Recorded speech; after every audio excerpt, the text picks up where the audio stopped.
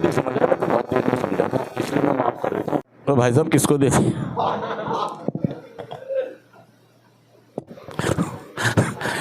Sound तो आया नहीं। अबे लाइट कैमरा साफ। और दोस्तों आप सबका फिर स्वागत है, आप सभी का एक बार फिर स्वागत है। और हम बात करेंगे, एक तो बात करेंगे कि सीखने सिखाने योग्य, क्या करेंगे? जितने लोग भी नशा करते हैं, असल में इनको जब स्कूल भेजा जा रहा था तो ये स्कूल जाके भी राजी नहीं थे। 90% एडिक्ट स्कूल जाके राजी नहीं है। 80 से 90% नशा करने वाले स्कूल में जाके राजी, कहेंगे जी हमें मोटर मैकेनिक का काम सिखवा दो, खैरात का काम सिखवा दो, रेडी लगा लूँगा, सामान बेच लूँगा, कबाड़ कर लूँगा, स्कूल नहीं जाऊँगा। और जब सेंटर में भी होते हैं तो ये कहते हैं कि जी मुझे क्लास से छुटकारा दे दो, मैं रसोई में रोटी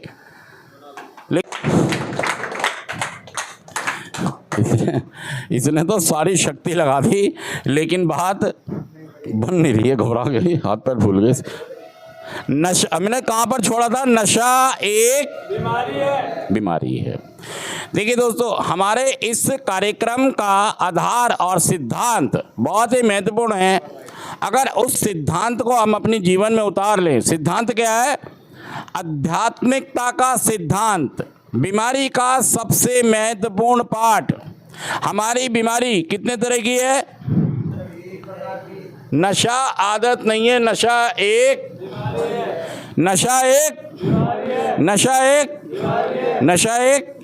और ये बीमारी कहने के लिए नहीं है, ये बीमारी भाई साहब ये एक्चुअल में बीमारी है। कई लोग सोचते हैं कि यार ये सेंटर वाले ना हमें बेकार हैं, हमें ये कोई बीमारी। मेरे चाचा तो 50 साल शराब पी रहे थे।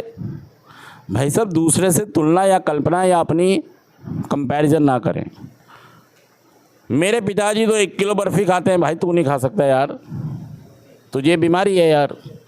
मेरे पड़ोसी तो 1 किलो लड्डू खा जाते हैं, और भाई उसको शुगर नहीं है वो खा सकता है, तू 1 लड्डू भी नहीं खा सकता, तू एक।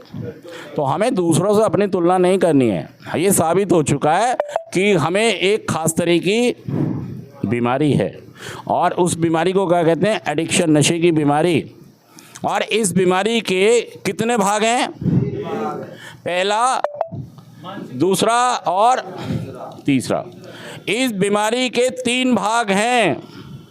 ये बीमारी हमको शारीरिक तौर पर बीमार करती है, हमें मानसिक तौर पर, और तीसरा पार्ट है, इनके बारे में विस्तार से नेक्स्ट सेशन में बात करेंगे। आज मैं कह रहे हैं जो भी कार्यक्रम का आधार है हमारे इस कार्यक्रम का, नशा मुक्त होने में जो सबसे बड़ी चीज़ काम करती है वो करती है कि अगर मुझे अपना मानसिक बेचैनी से हमें शांति में आना है तो मुझे सुनना सीखना पड़ेगा। मन वचन कर्म ध्यान से मुझे अब ये कार्यक्रम करना, बीमारी पे जीत हासिल हो जाएगी। बहुत सारे लोगों ने जीत हासिल की है, अगर वो लोग नशा छोड़ सकते हैं तो मैं भी।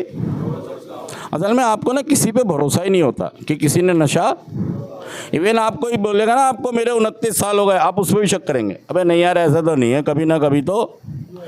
ये आप अपनी बीमारी को छोड़ देते हैं, मतलब विश्वास करने की बजाय आप शक करते हैं कि कोई नशा छोड़ी, ऐसा इसीलिए आप शक करते हैं कि भाई साहब ये पॉसिबल नहीं है, ये बंदा कभी ना कभी कुछ ना कुछ तो, ये 25 साल चिल्ला रहे हैं, हमें क्या पता। आप इसलिए बोलते हैं कि भाई साहब आपको ये स्वाद मिला ही नहीं कभी, आपने चखा ही नहीं कभी। हाँ, आप 1 साल का बर्थडे मनाओ, पहले क्या करो, यहाँ पे आपके गुरुजी के साथ,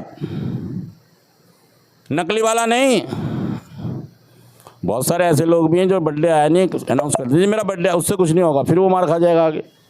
नकली नहीं, असली मनाओ, असली जो मनाएगा और चलता रहेगा लगातार। बर्थडे का मतलब ये नहीं होता आज खरा कल टूट गया, इसलिए कि आपने मेहनत, आपने उस रास्ते को लगातार अपनाया नहीं, इसलिए कि आप खोखले थे।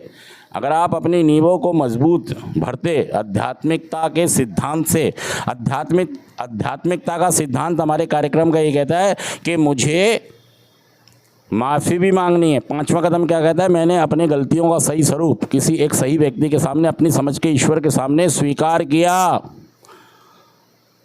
तब देखिए चमत्कार। आप अपनी समझ के ईश्वर के कहने पे चलें, आप प्रोग्राम के स्पॉन्सर पर चलें, आप कार्यक्रम का सिद्धांत है जो आध्यात्मिक, उस पर चलें आप। और वो है कि मुझे माफ़ी मांगनी भी है, और अगर कोई मुझसे गलती करता है मेरे खिलाफ, उसे माफ़ करना भी है। मुझे सम्मान करना है हर इंसान का। देखिए ये आध्यात्मिक सिद्धांत है। कौन सा सिद्धांत है ये? अध्ययन प्लस आत्मा दोनों को मिला के बनता है आध्यात्मिकता।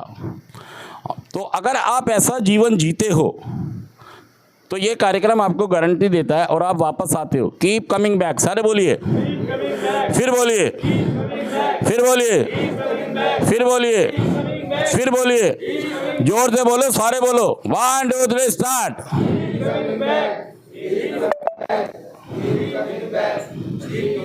अब ताली बजा के बोलो।